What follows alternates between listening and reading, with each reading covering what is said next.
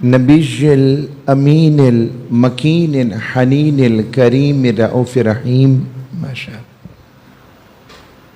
اما بعد فاعوذ باللہ من الشیطان الرجیم. بسم اللہ الرحمن الرحیم. قال اللہ تبارک و تعالی فی القرآن المجید وَإِنَّكَ لَعَلَىٰ خُلُقٍ عَظِيمٍ.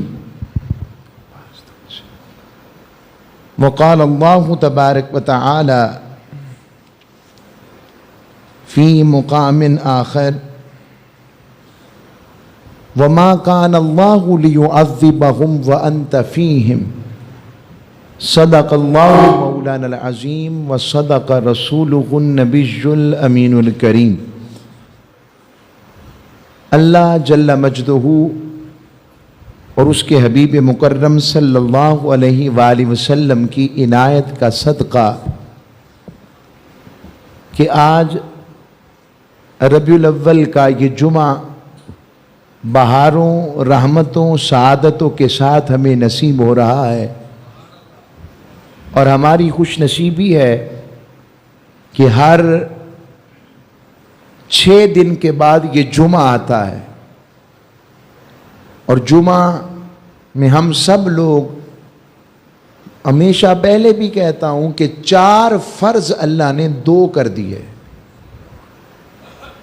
کوئی وجہ تو ہوگی، اور اس کی وجہ تعلیم امت مصطفیٰ ہے کہ لوگ اس جمعہ کے اجتماع میں بلا تفریق رنگ و نسل مسلمان ہونے کے ناطے جمع ہوں، قرآن و حدیث سے مزین خطبات کو سنیں، تعلیم پائیں، اور تعلیم کے ساتھ عشق و محبت کی خیر پا سکیں، تاجدار کائنات کی بارگاہ کی عطا پا سکیں، رب کی قربت اور رب کی بندگی کا پتہ کر سکیں، اس کے قرب الہی کی کوئی نہ کوئی سبیل مل سکے، اور اپنے دنیا و آخرت کو سنوارنے کے لیے اس تعلیم و تربیت کے منہج پر عملی طور پر قرآن و حدیث سے مستفید ہو سکے.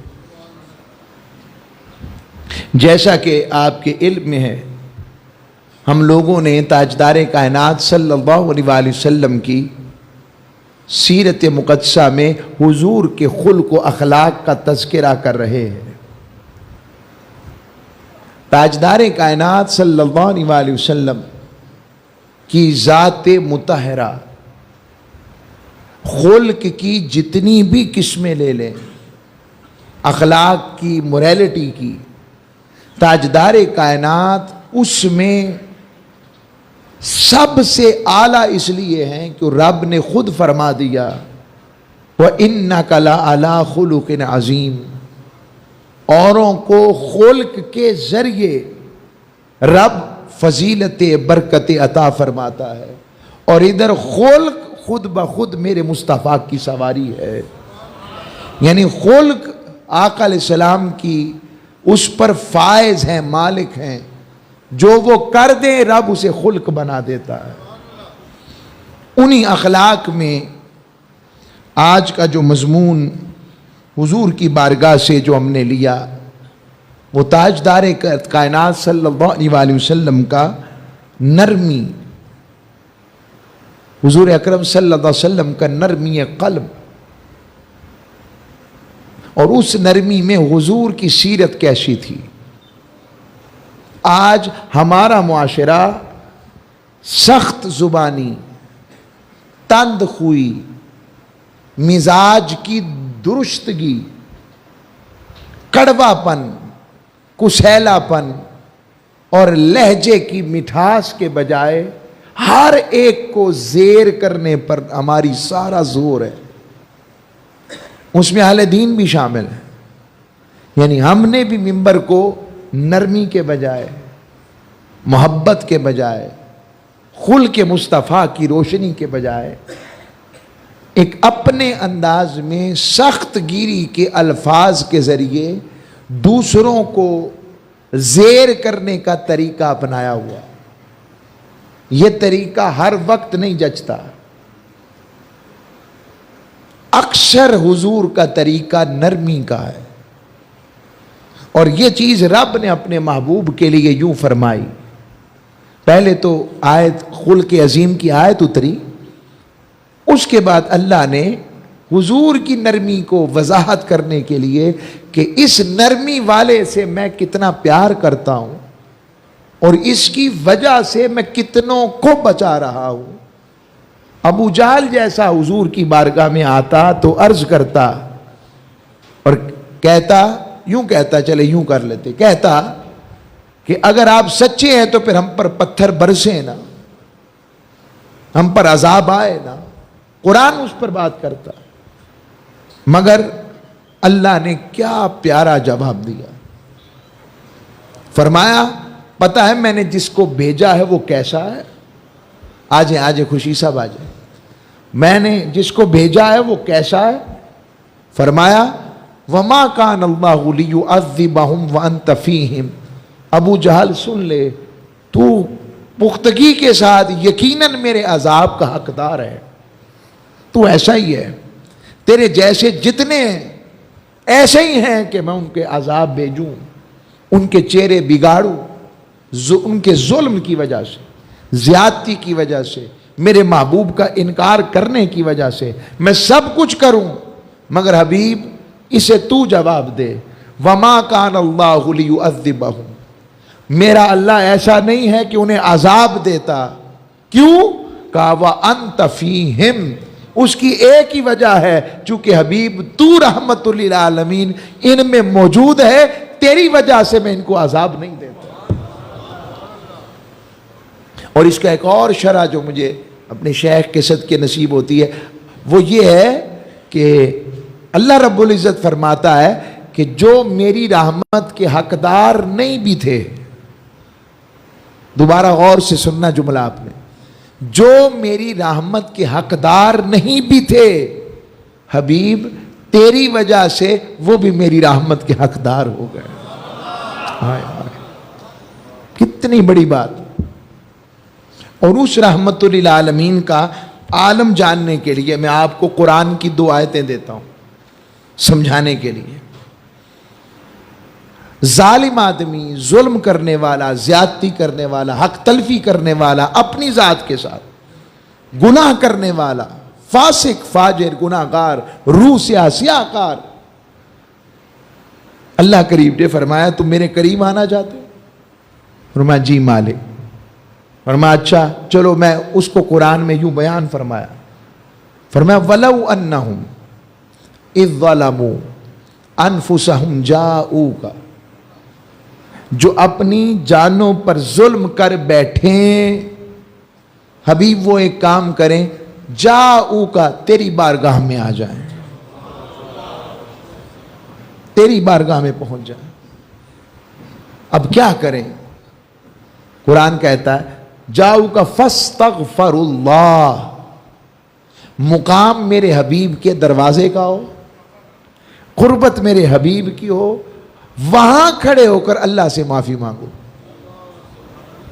سوال ہے مولا آگے پیچھے بھی تو سنتا ہے، وَأَيْنَمَا تُوَلُّوا فَثَمَّ وَجْهُ اللَّهِ، جہاں بھی رخ کرے تیرے ہی جلوے ہیں، تو سمیع بھی ہے، علیم بھی ہے، یہاں کیوں بھیج رہا ہے؟ کا 2 بجا. اوروں میں میری مرضی ہے کہ میں قبول کروں نہ کروں، یہاں ہے، یہاں میں قبول ہی کر لیتا ہوں. اور کنہیں قبول کر رہا ہوں؟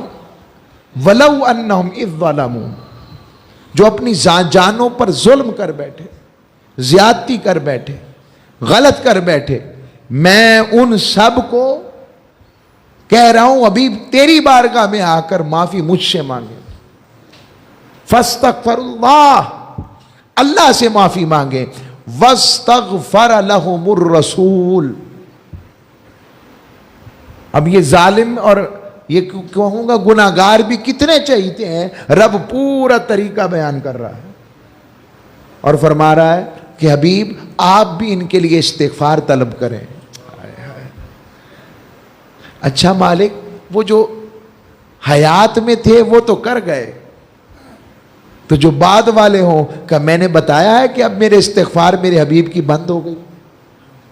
مجھے بھی پتا ہے، میں نے مطلق بات کی ہے، قیامت تک کے لیے جو دروازہ مصطفیٰ یا ذات مصطفیٰ آقا کے وسیلے سے، میرے محبوب کے وسیلے سے میری طرف آئے گا، واستغفر لہم الرسول کا فیض اسے بھی مل رہا ہے، کیونکہ یہ آیت منسوخ نہیں ہے. کئی ذہنوں میں یہ سٹرائک کر جاتی ہے بات کہ شاید یہ آیت صحابہ کے لیے آئی تھی. اگر صحابہ کے لیے آئی تھی تو پھر منسوخ ہونی چاہیے، اس کا ناسخ بھی ہونا چاہیے. رب نے کہا نہیں، یہ منسوخ نہیں ہے، محبوب ہے، اور جاری سے کہوں گا مجرور ہے، کنٹینیوز ہے. تو حبیب آپ بھی کہہ دیں، اور وہ کیا فرمائیں، میں اس کا ایک نقشہ ہی قرآن سے لیتا ہوں. رب نے خود ہی تو کہا ہے اپنے محبوب کے لیے، وَأَمَّا السَّائِلَ فَلَا تَنْهَرْ. حبیب جب کوئی سوالی منگتا بھکاری تیرے دروازے پر آ جائے، فلا تنہر، جھڑکنا نہیں ہے. نرمی خود سکھا رہا ہے. حبیب جھڑکنا نہیں ہے، حبیب تو نے دینا ہے، خزانے میرے ہیں، ہاتھ تیرے ہیں. اور حبیب بس تو یہ کہہ دے کہ مولا میرے دروازے کا مانگت بنا کھڑا ہے، فقیر ہے، گناہگار ہے، قدم بھی اس کے اٹھتے نہیں ہیں، ستون کے پیچھے یہ سب سے چھپ کر حضور آنسو بہا رہا ہے. وہ عالم ایسا ہے، جان پر ظلم بھی کیا ہے، مگر حبیب تو نے جو کہہ دیا، تیرے ابروؤں کا اشارہ ہو گیا کرم بازیوں کا، تو بس میں نے قبول کیا. آگے فرماتا لواجد اللہ، لام تاکید لا کر آپ انداز دیکھیں رب کے قرآن کا، اتنا اہتمام اور تیقن دلوا رہا ہے رب بارگاہ مصطفیٰ میں آنے والے کو. لواجد اللہ، وہ ضرور پالیں گے اللہ کو، توابا، توبہ قبول فرمانے والا بھی، اور رحیمہ، رحمت فرمانے والا بھی. رحمت بھی ہو گئی، توبہ بھی ہو گئی، اور فرمایا رب سے مل بھی لیا. اب یہاں یقین ہے یہ آقا کی وجہ ہے، اور دوسری جانب رب قرآن میں ہی فرماتا ہے اذا جاء نصر اللہ والفتح ورأیت الناس يدخلون فی دین اللہ افواجا، کہ بے شک فتح آ پہنچی، مکہ کی فتح مکہ کی خاص اور حکم عام ہے، اور لوگ فوج در فوج دین میں داخل ہو رہے ہیں، گروہ در گروہ. فسبح بحمد ربک، بس تسبیح کرو، حمد و ثنا بیان کرو اپنے رب کی، واستغفر، اور استغفار کرو، انہ کان توابا، بے شک وہ سننے والا اور توبہ قبول کرنے والا ہے. یہاں بات آئی تو خالی اتنا کہا بے شک وہ سننے والا توبہ قبول کرنے والا ہے، یا یہ نہیں کہا کہ یقیناً اس کی توبہ قبول ہو گئی، یا نہیں فرمایا کہ یقیناً اس کی سنی گئی اور بخشا گیا. کہا نہیں، مرضی ہے میری، استغفار بھی کرے، توبہ بھی کرے، حمد بھی کرے، تسبیح بھی کرے، مرضی ہے میری کہ کروں نہ کروں، اور بات بارگاہ مصطفیٰ کی آ جائے جو کہ بنایا ایسا ہے. رب فرماتا ہے حبیب تیرے دروازے سے کو خالی جائے، یہ مجھے گوارا نہیں. لواجد اللہ توابا رحیما، شک بھی نہ کرنا کہ یقیناً تم نے اللہ کو پا لیا اس شان کے ساتھ کہ اس نے تمہیں معاف بھی کر دیا، رحمت بھی فرما دی. یہ فرق قرآن کا دیکھ لیں آپ، یہ قرآن ہے، ایسا رب نے اپنے حبیب کو بنایا. پھر فرماتا ہے خذ العفو وامر بالمعروف. حبیب اگر یہ معافی مانگیں، کوئی اپنا پیش کریں آپ کی بارگاہ میں، تو میرے حبیب ان کی معذرت قبول کیجئے، اور انہیں نیک کاموں کا حکم دیتے رہیے، تلقین کرتے رہے. کبھی فرماتا ہے فاعفو واصفحوا، حبیب ان کو معاف بھی کر دیں اور چشم پوشی بھی فرمائیں. رب اپنے حبیب کو بتا رہا ہے. روایات میں آتا ہے کہ جب یہ آیت اتری نا، امام بیان کرتے ہیں اس کو، قاضی ایاز المالکی رحمۃ اللہ علیہ، کہ جب یہ آیت اتری حضور پر تو جبرائیل امین سے حضور نے پوچھا، بلکہ جبرائیل نے حضور سے پوچھا، عرض کی کہ میں اللہ کہ یہ بات ایسے ہے، اس آیت کے بارے میں کیا بات ہے، اللہ سے پوچھ کر عرض کروں گا. جبرائیل امین نے آگے کا، حضور نے پوچھا یہ آیت کا مقصد مفہوم اور واضح ہو. حالانکہ جانتے ہیں، جبریل کو بتانا چاہتے تھے کہ تمہیں پتہ ہونا چاہیے جن کے پاس آتے ہو ان کا مقام کیا ہے۔ تو عرض کی میں اللہ سے پوچھوں گا، چنانچہ وہ آگئے اور یوں عرض کنا ہوئے، یا رسول اللہ آپ کو اللہ حکم دیتا ہے آپ اس سے ملیں جو آپ کو چھوڑتا ہے۔ یہ رب اپنے حبیب کو کہہ رہا ہے۔ یہ جتنا اب تک ہمیں برداشت کیا جا رہا ہے نا امت کو، ہماری کمیوں، نالائکیوں، کمزوریوں، غفلتوں، گناہوں، ایک ہی وجہ ہے۔ وجہ کیا ہے؟ حبیب یہ تیرے ہیں، انہیں چھوڑنا نا۔ وجہ ایک ہے۔ فرمایا اور ان کو عطا فرمائیں، حبیب جو آپ کو محروم رکھتا ہے، یعنی جو آپ کی بات نہیں مانتا، پھر بھی عطا کرتے رہے۔ اور فرمایا اسے معاف فرما دے حبیب جو آپ سے زیادتی کرے۔ تفسیر ابن جریر کی حدیث سنا رہا ہوں آپ کو، امام ابن جریر طبری لائے ہیں، پہلے مفسر قرآن باقاعدہ، یہ وہ لائے۔ رب اپنے حبیب کو یہ باتیں کر رہا ہے، اور حبیب نے کیا محبت کا امت سے اظہار کیا ہے۔ کوئی مقام ایسا نہیں جب رب سے اپنے حبیب نے، اپنے محبوب نے، امت مصطفیٰ یعنی رب نے اپنے محبوب کے بارے میں بتایا، اور محبوب نے بھی اپنی امت کو بخشوانے کا کوئی موقع رہنے نہیں دیا۔ یہ آقا صلی اللہ علیہ وسلم کا حلم بھی ہے، حضور کی بردباری کی انتہا دیکھیں نا، ہم جیسوں کو بھی اپنی امت میں لیے ہوئے ہیں۔ یوں دیکھیں ہماری اوقات کیا ہے، ہم اس قابل ہیں؟ جس امت میں آنے کے لیے نبی دعائیں کریں اور وہ بطور امتی آئیں کہ ہم حضور کے چلے امتی ہی بن جائیں۔ عیسیٰ علیہ السلام اس دعا کے نتیجے میں آ رہے ہیں اور آئیں گے، یہ عالم۔ اور پھر فرمایا اللہ نے دوسرے مقام پر وَاصْبِرْ عَلَىٰ مَا أَصَابَكَ، اور حبیب آپ صبر کرتے رہیے جو بھی آپ کو آزمائش آئے۔ پھر فرمایا وَاصْبِرْ كَمَا صَبَرَ أُولُو الْعَزْمِ مِنَ الرُّسُلِ، میرے حبیب آپ صبر کیجئے۔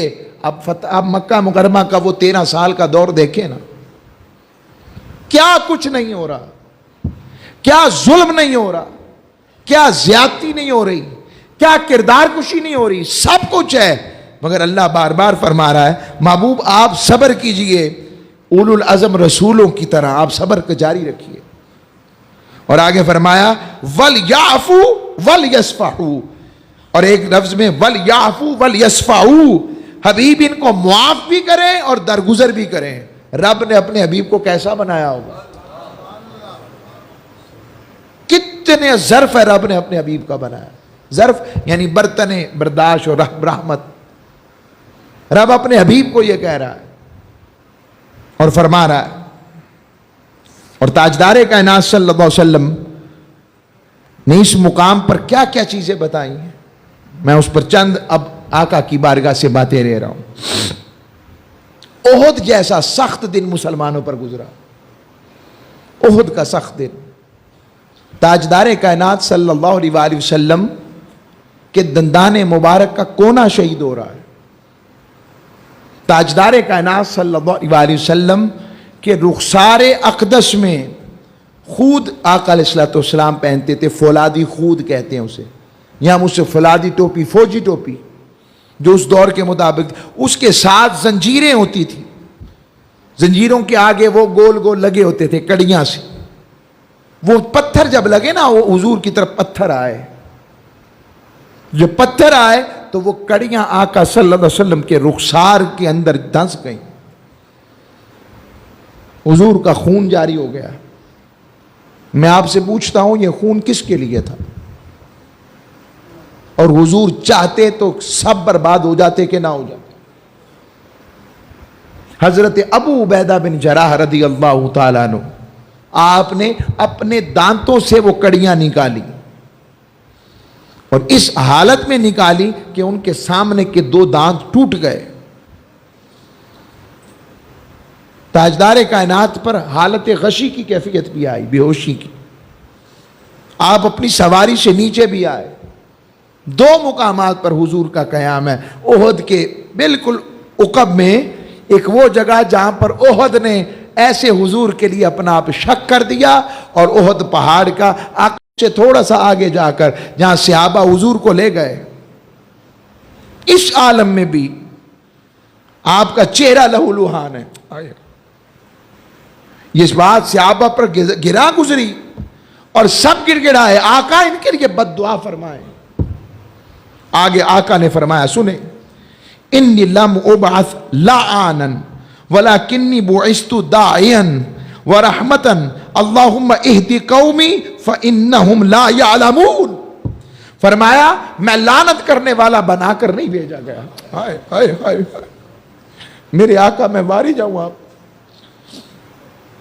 اس عالم میں ہم اس کے کوئی 50% نہیں 20-30% بھی ہوتے, ہم کہتے اس کی ایسی کی تیسی, میں نے چھوڑوں گا نہیں. یہ جاندے کتنے نہیں. اور تاجدار کائنات کافروں کے لیے یہ کہہ رہے ہیں, اپنوں کے لیے نہیں. کافر ہیں, دشمن ہیں, تلواریں لے کر جان لینے آئے ہیں, پتھر مارنے کی جسارتیں, بھالے ہیں, نیزے ہیں. اس عالم میں بھی آقا سے اسے آپ عرض کر رہے ہیں, حضور اب تو بد دعا کیجئے. اور حضور فرما رہے ہیں میں لعنت کرنے والا بنا کر نہیں بھیجا گیا. وہ منظر دیکھیں, مجھے رب نے اپنی طرف بلانے والا بنا کے بھیجا ہے, مجھے تو رحمت فرمانے والا بنا کے بھیجا ہے. حضور نے ہاتھ دعا کے لیے اٹھائے. اب جملے کیا ہے تاجدار کائنات کے, اے اللہ میری قوم کو ہدایت دے, یہ مجھے نہیں جانتے تو کیا ہوا, میں تو ہی نہیں جانتا ہوں. یہ تاجدار کائنات کا حلم دیکھیں. آج ہم اپنوں کو معاف کرنے کے لیے تیار نہیں. ہم کسی کی چھوٹی غلطی پکڑ لیں صحیح, زندگی بھر اس کو جتاتے رہیں گے. ہم معافی کرنے کو ہمارے اندر جذبہ ہی نہیں, برداشت کا راہ ہی نہیں. اور اس میں معذرت کے ساتھ کہوں گا, ہاتھ جوڑ کے کہوں گا, اس میں سب سے پہلا طبقہ اس ممبر پر بیٹھنے والا. کوئی مجھے برا کہے, ہم لوگ چھوڑتے ہی نہیں. ہم نے لوگوں کو اسلام میں لانے کے بجائے اسلام سے خارج کرنے میں عافیت سمجھی ہے. وہ بھی نکل گیا, وہ بھی نہیں, یہ بھی نہیں, یہ بھی نہیں, تو پھر مسلمان کہاں ہیں؟ ہم نے اسلام میں لوگوں کو لانا تھا یا خارج کرنا تھا, آپ بتائیں. اور آپ کو پتا ہے اس کا رد عمل کیا ہے؟ ہماری کئی نوجوان جو اپنے آپ کو پڑھا لکھا طبقہ کہتا ہے, وہ اسلام سے ہی انکاری کیا ہونا تھا, انہوں نے نعوذ باللہ رب کا انکار کر دیا. میں آپ کو صحیح حقیقتیں بتا رہا ہوں. اخلاق اتنی بڑی شے ہے. حضرت فاروق اعظم رضی اللہ عنہ روایت کرتے ہیں, فرماتے ہیں انہوں نے اپنے کلام میں عرض کیا, یا رسول اللہ میرے ماں باپ آپ پر قربان ہوں. حضرت نوح نے بھی تو اپنی قوم کے لیے دعا کی تھی, ربی لا تذر علی الارض من الکافرین دیارا, کہ میرے رب نہ چھوڑ انہیں روئے زمین پر کافروں میں سے کسی کو بھی بستا ہوا. دعا کی تھی.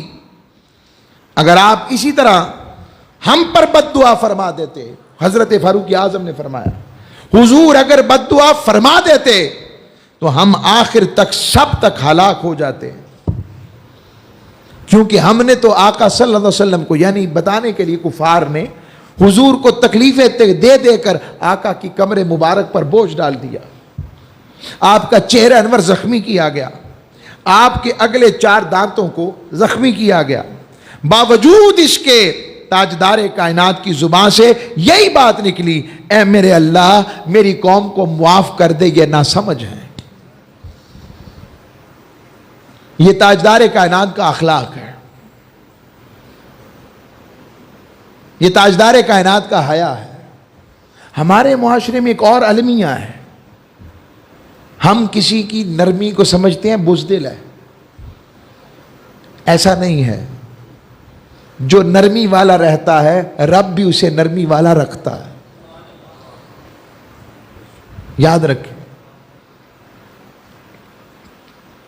تو اس حدیث میں آپ دیکھیں نا, آقا صلی اللہ علیہ وسلم کا کیا درجہ فضیلت نظر آتا، کیا حسن خلق کا انتظام ہے، کیا غایت صبر ہے، کیا حلم جمع ہے حضور کی بارگاہ میں۔ اور پھر ایسے ہی ہے، حضور اکرم صلی اللہ علیہ وسلم حنین کے موقع پر، غزوہ حنین کے موقع پر واپسی پر، جہاں پر آج مسجد جعرانہ ہے، عمرہ کرتے ہیں نا جعرانہ سے، کئی کہتے ہیں حضرت عائشہ صدیقہ والی مسجد، وہ بھی ٹھیک ہے عمرہ ہے، لیکن جعرانہ تھوڑا وہ کہتے ہیں کہ وہ اور میقات دور ہو جاتا ہے، تو عمرہ کرتے ہیں۔ میں اس میں غلط درست نہیں کہہ رہا، مجھ پہ فتویٰ نہیں لینا، پسند نہ پسند بھی میری اوقات نہیں، میں نے کہا دونوں ٹھیک ہے چلیں۔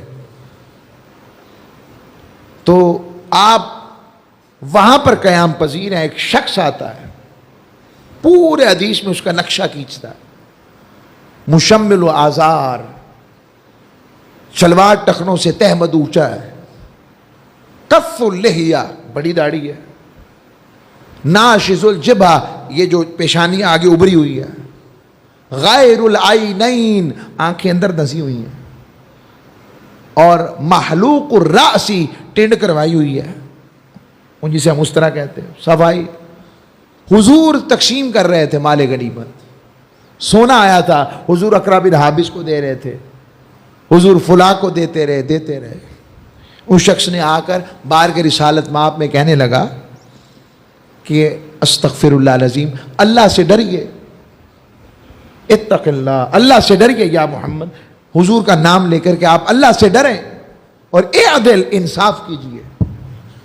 تاجدار کائنات نے اس وقت فرمایا تجھ پر افسوس، اگر میں انصاف والا نہیں تو پھر کائنات میں رب نے انصاف والا بنایا کون سا؟ صحابہ قتل کرنے کے لیے بڑے، سیدنا فاروق اعظم نے اجازت مانگی، سیدنا خالد ابن ولید نے اجازت مانگی، حضور نے روک دیا۔ اگر چاہتے قابل یہی تھا، براہ راست گستاخی کیا اس نے حضور کی، بے ادبی کر رہا تھا۔ اچھا یہ بھی ایک نقطہ آ گیا، آج کے دور میں پہلے تو اگر کوئی ایسی بات کرے گا قانون اسلامی کی روح میں، پاکستان میں یہ قانون موجود ہے 295C کے عنوان سے، کیا شیخ کا نام ہے اس کا؟ ہاں یہ سن لیں، تو قانون کی روح سے پہلے تو کیس ثابت ہو جائے کہ کیا ہے، جب ثابت اور ثبوت ہو جائے کہ اس نے گستاخی کی ہے، تو کئی لوگ آج انٹرنیشنل میڈیا پہ آتے ہیں، جی حضور تو معاف کرنے والے تھے، آپ بھی کر دیں۔ ان کے لیے اسپیشلٹی کے ساتھ میں بات دہرا رہا ہوں، ان کو انٹرپریٹیشن اور صحیح ریئلٹی کا، جو قرآن کی لیجسلیشن کا، ان کو اس کا فلسفی کا علم نہیں ہے۔ تاجدار کائنات رحمت للعالمین ہے، آپ مواخذہ بھی کر سکتے ہیں، معاف بھی کر سکتے ہیں، مگر بعد میں جو شخص ایسا کرے گا اس کا مواخذہ ہی اس کی توبہ ہے۔ کیا کہہ رہا ہوں؟ جو سزا ثابت، میرا کام نہیں، گورنمنٹ کا کام، جو سزا ہوگی اس سزا کو سزا دینا کس کا کام ہے؟ گورنمنٹ کا۔ وہ علیحدہ ہے، وہ ایک علیحدہ بحث ہے کہ وہ کیسے ہوں، وہ ایک علیحدہ معاملہ، مگر ہے تو یہ اسلامی گورنمنٹ نا۔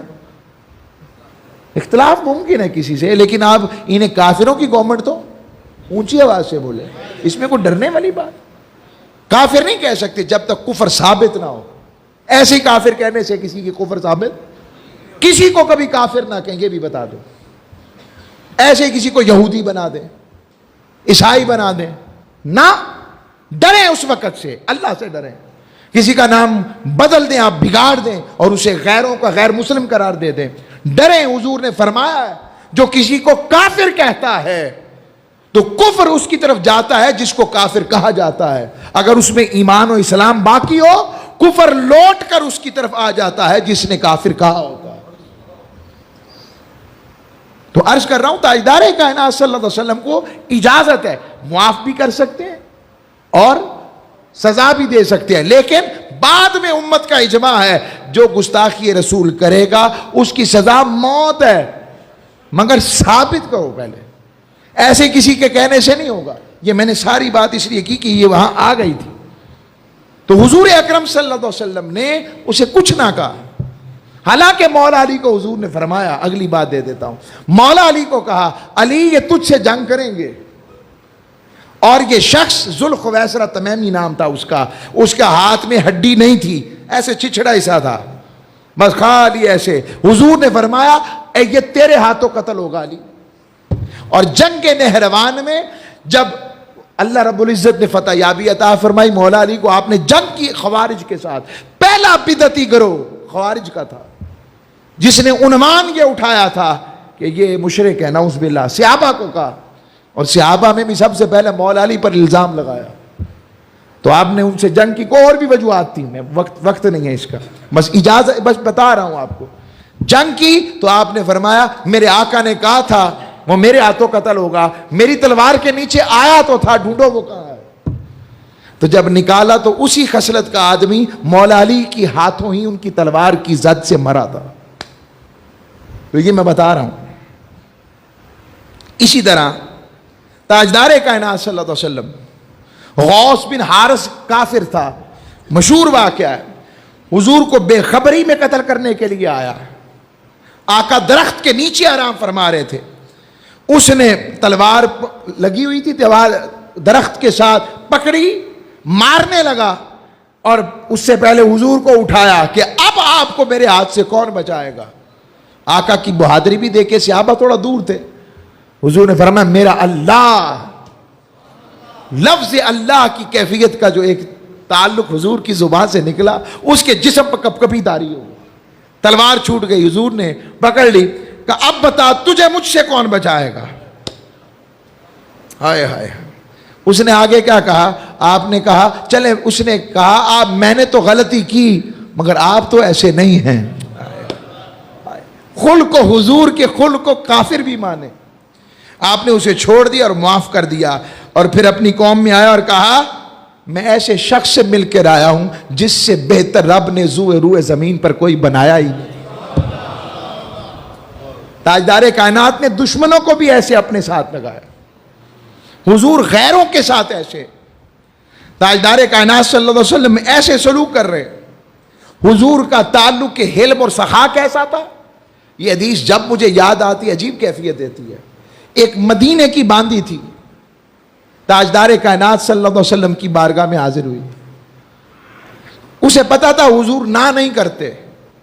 حضور کھانا کھا رہے تھے، کھانا کھاتے کھاتے عرض کرنے لگی اللہ کے حبیب مجھے بھی کھانا دیجئے. حضور نے اپنا کھانا اس کے سامنے کر دیا، یہ لو کھاؤ. وہ کہنے لگی نہیں، میں یہ والی روٹی نہیں مانگ رہی، میں وہ لقمہ مانگ رہی ہوں جو آپ کے دہن میں ہے. حضور نے وہ لقمہ نکال کر بھی اسے دے دیا، کہا یہ لو کھاؤ. کہتے ہیں جیسے اس نے کھایا اس کی حیاداری پورے مدینے میں مشہور تھی. تاجدار کائنات صلی اللہ علیہ وسلم کی بارگاہ میں جلابیب نامی شخص آیا. جلابیب نامی آ کر عرض کرنے لگا اللہ کے حبیب میں آپ پر کلمہ پڑھ لیتا ہوں، اسلام لے آتا ہوں، ایمان لے آتا ہوں، مجھے یہ بتائے ایک کام نہیں چھوڑ سکتا. فرمایا کیا؟ یا رسول اللہ میں بدکاری نہیں چھوڑ سکتا، مجھ سے نہیں چھوٹے گی، اس میں لذت بڑی ہے. ہم جیسا ہوتا تو قسم سے اس کے ساتھ وہ سلوک کرتا. تاجدار کائنات اسے قریب بلایا، ادھر آؤ. کیا حضور محبت فرمانے والے. گناہگار سے نفرت نہ کرو، گناہ سے نفرت کرو. تاجدار کائنات نے قریب بلایا، پہلے اسے عقلی بات کی ان سے. عرض کی کوئی تمہاری ماں بہن بیٹی کے ساتھ ایسا کرے پھر؟ کہ میں جان سے نہ مار دوں؟ فرمایا جس کے ساتھ تم ارادہ رکھتے ہو وہ بھی تو کسی کی بیٹی ہوگی، وہ بھی کسی کی ماں ہوگی، کسی کی بہن ہوگی. کیا خیال ہے اس کے بارے میں؟ کہا آپ نے درست کہا یا رسول اللہ مگر وہ کیفیت لذت کیسے ختم ہوگی؟ فرمایا قریب آؤ. تاجدار کائنات نے اپنے دست رحمت کی شفقت اس کے سینے پہ رکھی. ہائے ہائے ہائے. یا رسول اللہ آج ہمیں بھی اس لمس کی کچھ خیر دینا. آج آپ کی امت کے بہت سے جوان مولا بھٹک رہے ہیں، بہک رہے ہیں، اللہ کے حبیب انہیں پلٹائیے نا، انہیں واپس لائیے نا، یا رسول اللہ یہ دوزخ کی طرف چل پڑیں گے، یہ ادھر بن جائیں گے ہم سب، نفس و شیطان کا، شیطان تو بیزار ہو کر چل پڑے گا، اللہ کے حبیب ہمیں بچائیے نا۔ جب یہ بات سنی تاجدار کائنات نے اپنے دست شفقت رکھ کر دعا کی، وہ فرماتے جب بھی مجھے خیال آتا تو اچانک میرے سینے میں ایک ٹھنڈک آتی، ایک سرور آتا جو اس شہوت کے غلبے سے بہت اوپر ہوتا، اور پھر آپ کی شہادت ہوئی، ایک جنگ میں ایسے لڑتے ہوئے شہید ہوئے۔ حضور نے وقت شہادت کے بعد ان کے لاشے کو خود اپنے ہاتھوں پر اٹھا کر دعائیں کی، اور حضور نے فرمایا اس کی توبہ ایسی تھی کہ اس کے لیے حضور نے اپنی ایڑیاں اٹھائیں ایسے کہ یا رسول اللہ ایڑیاں کیوں اٹھاتے ہیں؟ فرمایا فرشتے اس کو کثرت سے اتنے لینے آئے ہیں، اس کے جنازے پر آئے ہیں کہ میں ایڑیاں اٹھا کے چل رہا ہوں، کسی کا پر میرے قدموں کے نیچے نہ آ جائے۔ یہ آقا کا خلق ہے، یہ آقا کا حلم ہے، آؤ اس کے ساتھ جڑ جاؤ۔ اللہ ہم سب کو عمل والا رکھے اور حضور کی بارگاہ سے جڑنے والا بنا دے، اور اپنی بارگاہ سے اس نے خلق کی خیر دے۔ وما علیہ الا